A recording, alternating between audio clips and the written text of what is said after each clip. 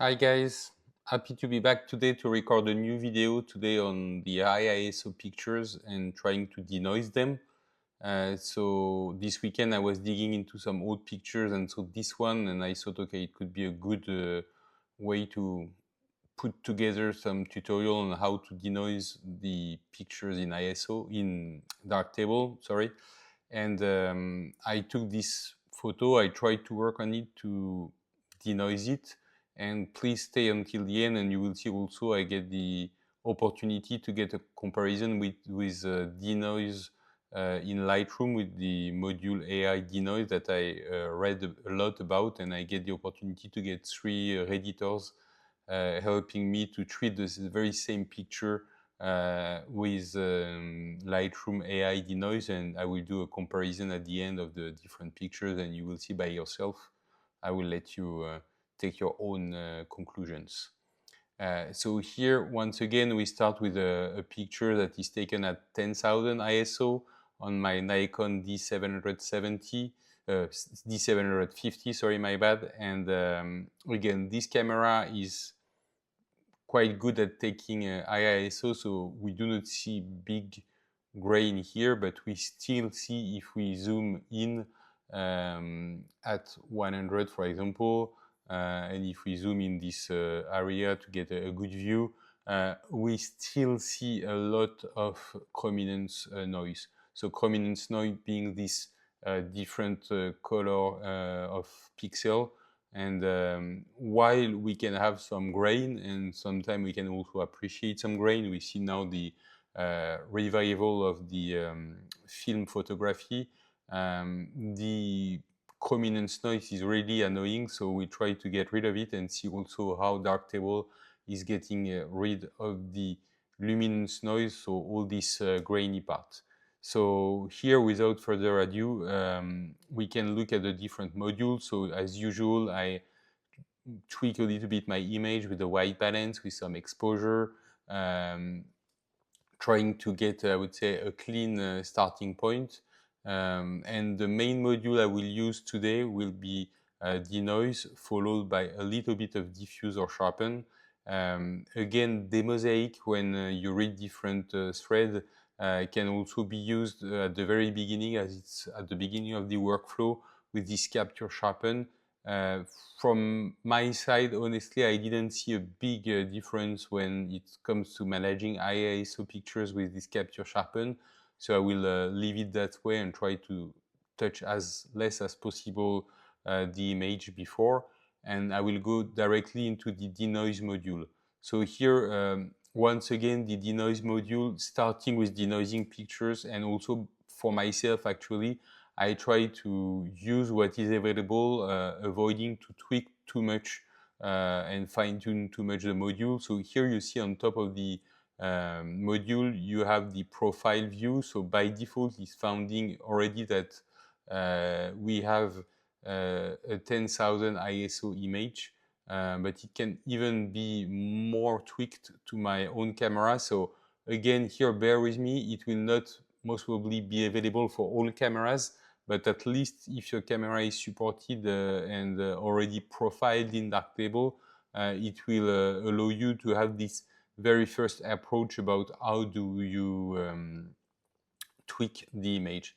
And you see, just by activating this module, we already here, if we look at this bag on the back, this black bag, we see when I activate it already, I'm getting rid about a lot of chrominance noise. I still have a lot of luminance noise, and you see this grain is appearing. Again, here after that, I can change a little bit, refine a little bit the different parameters of the module. For me, honestly, at the very beginning, I would just stay like that.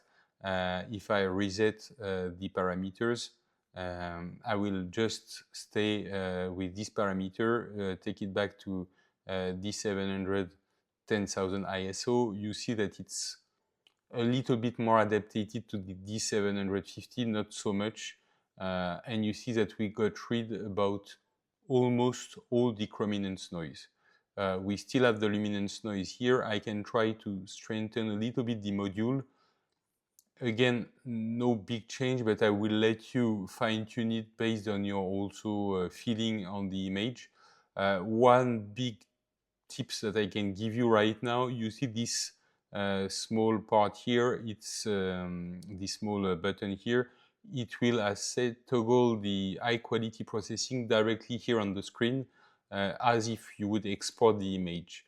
This is kind of important because the denoise module is quite processor intensive. So what you see here may not be exactly what will be reflected when you will export it. If you toggle the button here, it will treat as if the image will be already exported, and it may be a little bit finer. I will not do it for the purpose of this video because my computer is not so old, but it's not so powerful neither. So it will trigger a lot of processing time, and you will hear, sorry, the fan going on and so on. So it will be very disturbing for everyone. But at the end of the video, I will share the end result.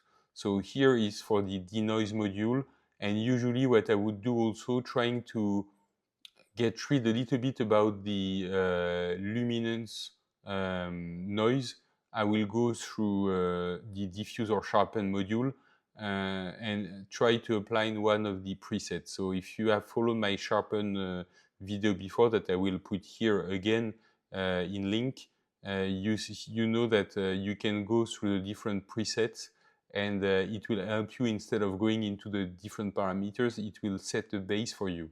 Usually what I do here is I try to apply a denoise, maybe a fine, medium, and see what would be the result.